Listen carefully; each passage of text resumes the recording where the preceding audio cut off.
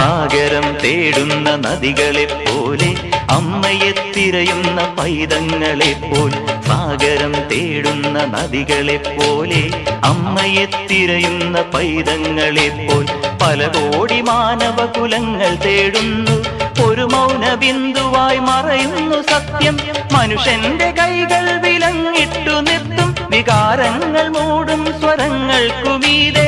എന്നാത്മബോധം തേടുന്നു വീണ്ടും ഗുരുവൈഭവത്തിന്റെ അദ്വൈതവേദം തനിവയുടെ ജീവകല വിടരും ഒരു സ്നേഹലയ സംക്രമം ഉദയ സംക്രമം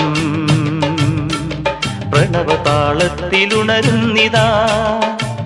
ഞാനെന്ന ഭാവങ്ങൾ അത്രയുമരിച്ചുകൊണ്ടുയരുന്ന ജാതവേദാഗ്നിയാൽ